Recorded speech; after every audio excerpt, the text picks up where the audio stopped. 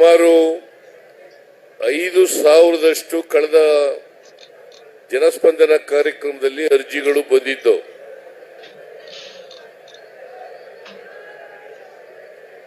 ಆ ಅರ್ಜಿಗಳಲ್ಲಿ 98% ಆ ಎಲ್ಲ ಅರ್ಜಿಗಳಿಗೂ ಕೂಡ ನಮ್ಮ ಅಧಿಕಾರಿಗಳು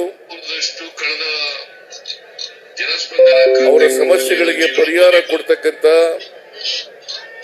ಪ್ರಾಮಾಣಿಕ ಪ್ರಯತ್ನವನ್ನ ಮಾಡಿದ್ದಾರೆ. ಇನ್ನೊಂದು 2% ಮಾತ್ರ ಉಳಿದಿರಬಹುದು. 5,000ದಲ್ಲಿ 200 ಚಿಲ್ಲರೆ ಅರ್ಜಿಗಳು ಮಾತ್ರ ಉಳಿದಿದ್ದಾವೆ. ಅವು ಕೂಡ ಕೆಲವೇ ದಿನಗಳಲ್ಲಿ ಇತ್ಯರ್ಥ ಆಗ್ತವೆ. ಸೊ ಇದು ಎರಡನೇ ಜನಸ್ಪಂದನ ಕಾರ್ಯಕ್ರಮ. ಸುಮಾರು 10,000ಕ್ಕೂ ಹೆಚ್ಚು ಜನರು ತಮ್ಮ ಸಮಸ್ಯೆಗಳನ್ನ ಒತ್ತು ಇಲ್ಲಿ ಬಂದಿದ್ದೀರಿ. ನಿಮ್ಮ ಸಮಸ್ಯೆಗಳನ್ನ ನಾನು ನಿಮ್ಮ ಸ್ಥಳಕ್ಕೆ ಬಂದು, ನೀವಿರ್ತಕ್ಕಂಥ ಜಾಗಕ್ಕೆ ಬಂದು ನಿಮ್ಮನ್ನೆಲ್ಲ ಭೇಟಿ ಮಾಡಿ ಅರ್ಜಿಗಳನ್ನ ಸ್ವೀಕಾರ ಮಾಡತಕ್ಕಂಥದ್ದು, ನಿಮ್ಮ ಸಮಸ್ಯೆಗಳನ್ನ ಆಲಿಸ್ತಕ್ಕಂಥದ್ದು, ಅದಕ್ಕೆ ಸರ್ಕಾರ ಪರಿಹಾರವನ್ನು ಒದಗಿಸ್ತಕ್ಕಂಥ ಕೆಲಸವನ್ನ ಮಾಡ್ತದೆ ಅಂತಕ್ಕಂಥ ಮಾತುಗಳನ್ನ ಹೇಳಲಿಕ್ಕೆ ಬಯಸ್ತಾ ಇದ್ದೇನೆ. ಇಲ್ಲಿವರೆಗೆ ನಮ್ಮ ಸರ್ಕಾರ ಬಂದ ಮೇಲೆ ಎಲ್ಲ ಜಿಲ್ಲೆಗಳಲ್ಲಿ ಎಲ್ಲ ಜಿಲ್ಲಾ ಮಂತ್ರಿಗಳು ಕೂಡ 108 ಜನಸ್ಪಂದನ ಕಾರ್ಯಕ್ರಮಗಳನ್ನ ಮಾಡಿದ್ದಾರೆ. ನಮ್ಮ ಉದ್ದೇಶ ಸರ್ಕಾರವನ್ನ ಜನರ ಬಳಿಗೆ ಕೊಂಡೊಯ್ಯಬೇಕು ಅಂತಕ್ಕಂಥದ್ದು ಉದ್ದೇಶ. ಆಡಳಿತ ಇಲ್ಲಿ ಬೆಂಗಳೂರಿನಲ್ಲಿ ಇರಬಾರದು, ಅದು ಜನರ ಬಳಿಗೆ ಹೋಗ್ಬೇಕು, ಜನರ ಸಮಸ್ಯೆಗಳಿಗೆ ಸ್ಪಂದಿಸಬೇಕು ಅಂತಕ್ಕಂಥದ್ದು ನಮ್ಮ ಸರ್ಕಾರದ ಉದ್ದೇಶ.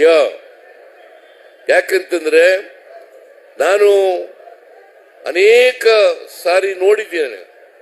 ನಾನು ಹಿಂದೆ ಮುಖ್ಯಮಂತ್ರಿ ಆಗಿರುವಾಗ, ಈಗ 2ನೇ ಬಾರಿ ಮುಖ್ಯಮಂತ್ರಿ ಆದಾಗ ಜನರು ಸಣ್ಣ ಪುಟ್ಟ ಸಮಸ್ಯೆಗಳನ್ನೆಲ್ಲ ಬೆಂಗಳೂರಿಗೆ ಒತ್ಕೊಂಡು ಬರ್ತಕ್ಕಂಥ ಪರಿಸ್ಥಿತಿ ಇರಬಾರದು. ಯಾಕಂತಂದ್ರೆ ಸ್ಥಳೀಯ ಮಟ್ಟದಲ್ಲೇ, ಜಿಲ್ಲಾ ಮಟ್ಟದಲ್ಲಿ, ತಾಲೂಕು ಮಟ್ಟದಲ್ಲಿ ಜನರ ಸಮಸ್ಯೆಗಳಿಗೆ ಪರಿಹಾರವನ್ನು ಒದಗಿಸಿಕೊಡ್ಬೇಕು ಅಂತಕ್ಕಂಥದ್ದು ನಮ್ಮ ಸರ್ಕಾರದ ಉದ್ದೇಶ.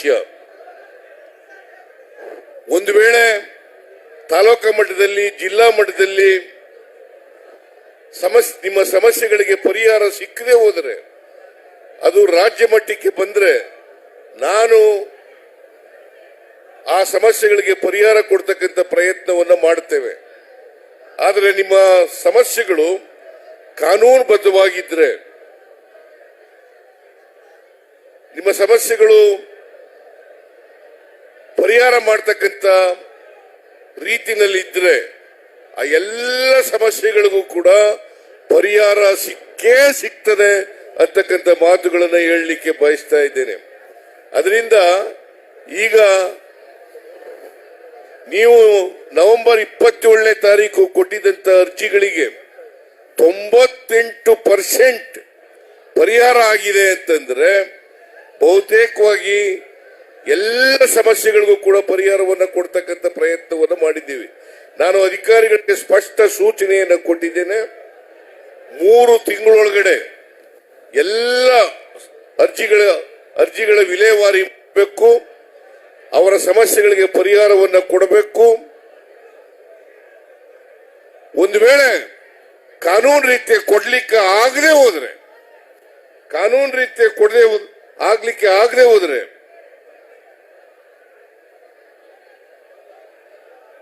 ಅದಕ್ಕೆ ಹಿಂಬರಹವನ್ನ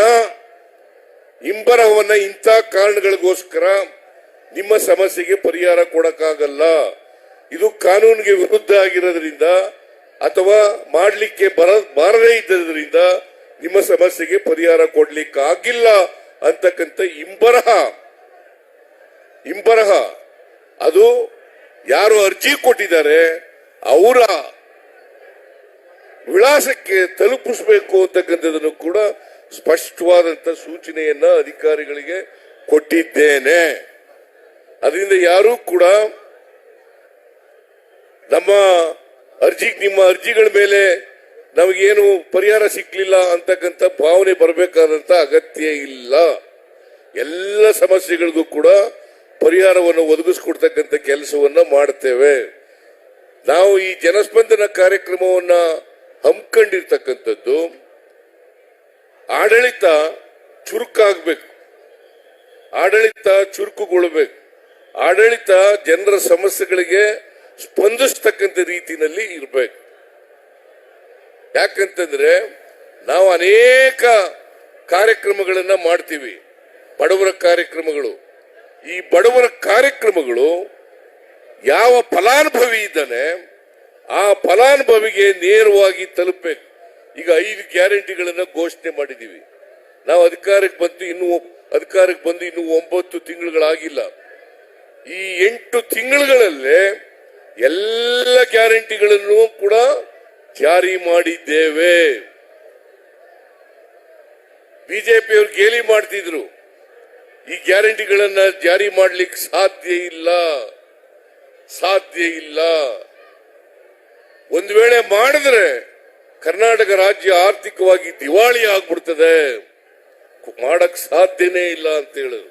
ಇಲ್ಲಿರ್ತಕ್ಕಂಥ ಲೀಡರ್ಗಳು, ವಿರೋಧ ಪಕ್ಷದಲ್ಲಿರ್ತಕ್ಕಂಥ ಲೀಡರ್ಗಳು, ಕರ್ನಾಟಕ ರಾಜ್ಯದಲ್ಲಿ ಇರ್ತಕ್ಕಂಥವರು, ಅವರು ಇಲ್ಲ ಈಗ ಕೊಟ್ಬಿಡ್ತಾರೆ ಆಮೇಲೆ ನಿಲ್ಲಿಸ್ಬಿಡ್ತಾರೆ. ನಾನು ಸ್ಪಷ್ಟಪಡಿಸಲಿಕ್ಕೆ ಬಯಸ್ತಾ ಇದ್ದೇನೆ, ಇದು ಬಡವರ ಕಾರ್ಯಕ್ರಮ. ಜೊತೆಗೆ ಸಮಾಜದಲ್ಲಿ ಸಮಾನತೆಯನ್ನು ತರಲಿಕ್ಕೆ ಮಾಡಿರ್ತಕ್ಕಂಥ ಕಾರ್ಯಕ್ರಮಗಳು, ಅಸಮಾನತೆಯನ್ನು ಹೋಗಲಾಡಿಸ್ಲಿಕ್ಕೋಸ್ಕರ ಮಾಡಿರ್ತಕ್ಕಂಥ ಕಾರ್ಯಕ್ರಮಗಳು. ನಾವು ಸಂವಿಧಾನದಲ್ಲಿ ನಂಬಿಕೆ ಇಟ್ಕೊಂಡಿರ್ತಕ್ಕಂಥವ್ರು, ಬಸವಾದಿ ಶರಣರ ವಿಚಾರಗಳಲ್ಲಿ ನಂಬಿಕೆ ಇಟ್ಕೊಂಡಿರ್ತಕ್ಕಂಥವ್ರು, ಸಮಾಜ ನಿರ್ಮಾಣ ಆಗಬೇಕು ಅಂತಕ್ಕಂಥದ್ರಲ್ಲಿ ನಂಬಿಕೆ ಇಟ್ಕೊಂಡಿರ್ತಕ್ಕಂಥವ್ರು. ಅದರಿಂದ ನಮ್ಮ ಉದ್ದೇಶ ಸಮಾಜದಲ್ಲಿ ನೆಮ್ಮದಿ ಶಾಂತಿ ಇರಬೇಕು. ಅದಾಗಬೇಕಾದ್ರೆ ಸಮಾನತೆ ಬರಬೇಕು, ಜೊತೆಗೆ ಭ್ರಾತೃತ್ವ ಬೆಳಿಬೇಕು, ಸಮಾನತೆ ಬರಬೇಕು, ಅಸಮಾನತೆ ಹೋಗಬೇಕು. ಅದು ಹೋದಾಗ ಮಾತ್ರ ಸಮಾಜದಲ್ಲಿ ನೆಮ್ಮದಿ ಶಾಂತಿಯನ್ನ ಕಾಪಾಡಲಿಕ್ಕೆ ಸಾಧ್ಯ ಆಗ್ತದೆ. ಜೊತೆಗೆ ಕಾನೂನಿನ ಸುವ್ಯವಸ್ಥೆ ಇದ್ರೆ, ರಾಜ್ಯದಲ್ಲಿ ಕಾನೂನಿನ ಸುವ್ಯವಸ್ಥೆ ಇದ್ರೆ ನಮ್ಮಲ್ಲಿ ಬಂಡವಾಳ ಹೂಡಿಕೆಯನ್ನು ಕೂಡ ಅದು ತಾನಾಗಿ ಹರಿದು ಬರಲಿಕ್ಕೆ ಸಾಧ್ಯ ಆಗ್ತದೆ. ಆ ಕಾರಣದಿಂದ ಇವತ್ತು ರಾಜ್ಯದ ಆರ್ಥಿಕ ಸಾಮಾಜಿಕ ಬದಲಾವಣೆಯನ್ನು ತರಲಿಕ್ಕೋಸ್ಕರ, ಅಸಮಾನತೆಯನ್ನು ಹೋಗಲಾಡಿಕೋಸ್ಕರ ಇಂಥ ಜನಸ್ಪಂದನ ಕಾರ್ಯಕ್ರಮಗಳು ಅಗತ್ಯ ಅಂತೇಳಿ ನಾನು ತಿಳ್ಕೊಂಡಿದ್ದೇನೆ. ಮತ್ತೆ 5 ಗ್ಯಾರಂಟಿಗಳನ್ನ ನಾವೇನು ಜಾರಿ ಕೊಟ್ಟಿದ್ದೀವಿ, ಈ 5 ಗ್ಯಾರಂಟಿಗಳು ಜನರಿಗೆ ತಲುಪಿದ ಅಂತಕ್ಕಂಥದ್ದನ್ನು ಕೂಡ ತಿಳ್ಕೊಳ್ಳಿಕ್ಕೆ ಸಾಧ್ಯ ಆಗ್ತದೆ. ಜನಜಾಗೃತಿ ಆಗ್ಬೇಕು ಇವತ್ತು. ಯಾಕಂದ್ರೆ ಅನೇಕ ವಿರೋಧ ಪಕ್ಷದವರು ಅಪಪ್ರಚಾರ ಮಾಡಿ ಜನರನ್ನ ದಾರಿ ತಪ್ಪಿಸ್ತಕ್ಕಂಥ ಕೆಲಸವನ್ನ ಮಾಡ್ತಾರೆ. ಅದಕ್ಕೆ ನಾನು ನಿಮ್ಮಲ್ಲಿ ಕಿವಿ ಮಾತನ್ನ ಹೇಳಲಿಕ್ಕೆ ಬಯಸ್ತಾ ಇದ್ದೇನೆ, ವಿರೋಧ ಪಕ್ಷದವರ ಮಾತುಗಳನ್ನ ಕೇಳಬೇಡಿ. ಅವರು ಅಧಿಕಾರದಲ್ಲಿದ್ದಾಗ ಏನೂ ಮಾಡಲಿಲ್ಲ. ನಾವು ಮಾಡ್ಲಿಕ್ಕೆ ಪ್ರಾರಂಭ ಮಾಡಿದ ಮೇಲೆ ಈ ತರ ಸುಳ್ಳುಗಳನ್ನ ಹೇಳ್ಕೊಂಡು ಜನರನ್ನ ತಪ್ಪು ದಾರಿಗೆ ಎಳಿತಕ್ಕಂಥ ಪ್ರಯತ್ನವನ್ನ ಮಾಡ್ತಾ ಇದ್ದಾರೆ. ಈ ಮಾತುಗಳನ್ನು ಬಹಳ ಸ್ಪಷ್ಟಪಡಿಸಲಿಕ್ಕೆ ಬಯಸ್ತಾ ಇದ್ದೇನೆ. ಈ 5 ಗ್ಯಾರಂಟಿಗಳು ಈಗಾಗಲೇ ನೀವು ಯಾರನ್ನಾರು ವಿಚಾರ ಮಾಡಿ, ಮಾಧ್ಯಮದವರು ವಿಚಾರ ಮಾಡಬೇಕು. ಮಾಧ್ಯಮದವರು ಎಲ್ರಿಗೂ ಕೂಡ ನಾನು ನಿಮ್ಮಲ್ಲಿ ಮನವಿ ಮಾಡ್ತೇನೆ, ವಿಚಾರ ಮಾಡಬೇಕು. ಶಕ್ತಿ ಯೋಜನೆ ಆಗ್ತಾ ಇದೆಯಾ ಇಲ್ವಾ? ಗೃಹ ಜ್ಯೋತಿ ಆಗ್ತಾ ಇದೆಯಾ ಇಲ್ವಾ? ಗೃಹಲಕ್ಷ್ಮಿ ಆಗ್ತಾ ಇದೆಯಾ ಇಲ್ವಾ? ಅನ್ನಭಾಗ್ಯ ಕಾರ್ಯಕ್ರಮ ಜಾರಿ ಆಗ್ತಾ ಇದೆಯಾ ಇಲ್ವಾ? ಯುವ ನಿಧಿ ಕಾರ್ಯಕ್ರಮ ಜಾರಿ ಆಗ್ತಾ ಇದೆಯಾ ಇಲ್ವಾ? ಇವನ್ನ ನೀವು ವೆರಿಫೈ ಮಾಡಬೇಕು. ಜನರ ಬಳಿ ಹೋಗ್ಬೇಕು, ಜನರನ್ನ ಕೇಳಬೇಕು. ನಾನು ಅನೇಕ ಸಭೆಗಳಲ್ಲಿ ಜನರ ಜೊತೆ ಮಾತನಾಡುವಾಗ ಕೇಳ್ತಾ ಇರ್ತೀನಿ, ನಿಮಗೆ ಶಕ್ತಿ ಯೋಜನೆಯಿಂದ ಉಪಯೋಗ ಆಗಿದೆಯಾ? ಅನ್ನಭಾಗ್ಯ ಕಾರ್ಯಕ್ರಮದಿಂದ ಉಪಯೋಗ ಆಗಿದೆಯಾ? ಗೃಹ ಜ್ಯೋತಿ ಕಾರ್ಯಕ್ರಮದಿಂದ ಉಪಯೋಗ ಆಗಿದೆಯಾ? ಗೃಹಲಕ್ಷ್ಮಿ ಯೋಜನೆಯಿಂದ ಉಪಯೋಗ ಆಗಿದೆಯಾ? ಯಾರಿಗೆ ಬಂದಿದೆ? ಕೈ ಎತ್ತಿ ಬಂದಿದ್ರೆ ಕೈ ಎತ್ತಿ ಅಂತೇಳಿ ಅನೇಕ ಸಾರ್ವಜನಿಕ ಸಭೆಗಳಲ್ಲಿ ನಾನು ಕೇಳಿದ್ದೀನಿ. ಜನರು ಅದಕ್ಕೆ ಸ್ಪಂದನೆಯನ್ನ ಮಾಡಿದ್ದಾರೆ. ಅದರ ಅರ್ಥ ಈ ಕಾರ್ಯಕ್ರಮಗಳು ಜಾರಿ ಆಗ್ತಾ ಇದ್ದಾವೆ. ಮತ್ತೆ ನಾನು ಸ್ಪಷ್ಟಪಡಿಸಲಿಕ್ಕೆ ಬಯಸ್ತಾ ಇದ್ದೇನೆ, ಇನ್ನೊಂದು ಆರೋಪ ಮಾಡ್ತಾರೆ ವಿರೋಧ ಪಕ್ಷದವರು, ಏನಪ್ಪಾ ಅಂತಂದ್ರೆ ಈ ಕಾರ್ಯಕ್ರಮಗಳನ್ನ ಮಾಡಿಬಿಟ್ಟು ಬೇರೆ ಅಭಿವೃದ್ಧಿ ಕೆಲಸಗಳು ಮಾಡಲಿಕ್ಕೆ ಹಣ ಇಲ್ಲ ಈ ಸರ್ಕಾರದಲ್ಲಿ. ಇವು ಅಭಿವೃದ್ಧಿ ಕೆಲಸಗಳಲ್ವಾ? 5 ಗ್ಯಾರಂಟಿಗಳು ಮಾಡಿರ್ತಕ್ಕಂಥದ್ದು ಅಭಿವೃದ್ಧಿ ಕೆಲಸಗಳಲ್ವಾ? ಹಣ ಖರ್ಚು ಮಾಡೋದು ಇದಕ್ಕೆ ಈ ಅಭಿವೃದ್ಧಿ ಕೆಲಸಗಳಿಗಲ್ವಾ? ಜನರ ಬಡತನ ಹೋಗ್ಲಾಡಿಸ್ಲಿಕ್ಕಲ್ವಾ? ಸಮಾನತೆಯನ್ನು ತರಲಿಕ್ಕಲ್ವಾ? ಅವರಿಗೆ ಈ ವಿರೋಧ ಪಕ್ಷದವರಿಗೆ ಅಭಿವೃದ್ಧಿ ಅಂದ್ರೆ ಗೊತ್ತಿಲ್ಲ, ಅವರಿಗೆ ಸಮಾನತೆ ಅಂದ್ರೆ ಗೊತ್ತಿಲ್ಲ, ಸಾಮಾಜಿಕ ನ್ಯಾಯ ಅಂದ್ರೆ ಗೊತ್ತಿಲ್ಲ. ಹಾಗಾಗಿ ಇಂಥ ಕ್ಷುಲ್ಲಕ ಮಾತುಗಳನ್ನ ಆಡ್ತಾರೆ ಅಂತಕ್ಕಂಥ ಮಾತುಗಳನ್ನ ತಮಗೆ ತಿಳಿಸ್ಲಿಕ್ಕೆ ಬಯಸ್ತಾ ಇದ್ದೇನೆ. ಈಗ ನಾನೇ ನೀವಿರ್ತಕ್ಕಂಥ ಜಾಗಕ್ಕೆ ಬರ್ತೀನಿ, ಅರ್ಜಿಗಳನ್ನ ಸ್ವೀಕಾರ ಮಾಡ್ತೀನಿ. ಅದಕ್ಕೆ ಎಲ್ಲ ಅರ್ಜಿಗಳಿಗೂ ಕೂಡ ಎಲ್ಲ ಅಧಿಕಾರಿಗಳು ಕೂಡ ಇದ್ದಾರೆ. ಎಲ್ಲ ಅಧಿಕಾರಿಗಳು ಕೂಡ ನಿಮ್ಮ ಅರ್ಜಿಗಳಿಗೆ ಅಟೆಂಡ್ ಮಾಡಿ ನಿಮ್ಮ ಸಮಸ್ಯೆಗಳಿಗೆ ಪರಿಹಾರ ಕೊಡ್ತಕ್ಕಂಥ ಕೆಲಸವನ್ನ ಮಾಡ್ತಾರೆ ಅಂತಕ್ಕಂಥ ಮಾತುಗಳನ್ನು ಹೇಳಲಿಕ್ಕೆ ಬಯಸ್ತೇನೆ. ಮತ್ತೆ ಈಗಾಗಲೇ ನಮ್ಮ ಎಲ್ಲ ಜಿಲ್ಲಾ ಮಂತ್ರಿಗಳಿಗೂ ನಾನು ಸೂಚನೆಯನ್ನು ಕೊಟ್ಟಿದ್ದೀನಿ, ನಿಮ್ ಜಿಲ್ಲೆಗಳಲ್ಲಿ ಜನಸ್ಪಂದನ ಕಾರ್ಯಕ್ರಮ ಮಾಡಬೇಕು.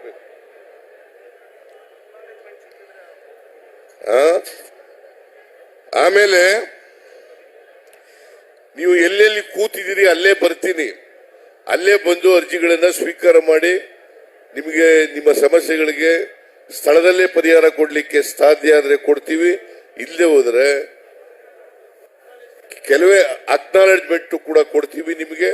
ನಾವು ನಿಮಗೆ ಪರಿಹಾರ ಕೊಡ್ತಕ್ಕಂಥ ಕೆಲಸವನ್ನ ಮಾಡಿಕೊಡ್ತೇವೆ. ಅದಕ್ಕೋಸ್ಕರನೇ ಇದು ಮಾಡಿರ್ತಕ್ಕಂಥದ್ದು. ಒಟ್ಟಾರೆಯಾಗಿ ಈ ಸರ್ಕಾರ, ಕಾಂಗ್ರೆಸ್ ಸರ್ಕಾರ, ನಮ್ಮ ಸರ್ಕಾರ ಬಡವರ ಪರವಾಗಿದೆ, 7 ಕೋಟಿ ಕನ್ನಡಿಗರ ಪರವಾಗಿದೆ, 7 ಕೋಟಿ ಕನ್ನಡಿಗರ ಪರವಾಗಿದೆ. ಕನ್ನಡಿಗರ ಹಿತ ಕಾಯ್ತಕ್ಕಂಥದ್ದೇ ನಮ್ಮ ಕೆಲಸ, ನಮ್ಮ ಕರ್ತವ್ಯ ಅಂತಕ್ಕಂಥ ಮಾತುಗಳನ್ನ ಸಂದರ್ಭದಲ್ಲಿ ಹೇಳಿ ನಾನು ಹೆಚ್ಚು ಭಾಷಣ ಮಾಡ್ಲಿಕ್ಕೆ ಹೋಗಲ್ಲ. ಮೊದಲ ಮಾತುಗಳಾಗಿ ಇದನ್ನ ಹೇಳಿ ನಾನೀಗ ನಿಮ್ಮ ಎಲ್ಲಿ ಕೂತಿದ್ದೀರಿ ಆ ಜಾಗಕ್ಕೆ ಬರ್ತೀನಿ ಅಂತಕ್ಕಂಥ ಮಾತುಗಳನ್ನ ಹೇಳಿ ನನ್ನ ಮಾತನ್ನ ಮುಗಿಸ್ತೇನೆ. ನಿಮ್ಮೆಲ್ಲರಿಗೂ ನಮಸ್ಕಾರ, ನಿಮ್ಮೆಲ್ಲರಿಗೂ ಸ್ವಾಗತ.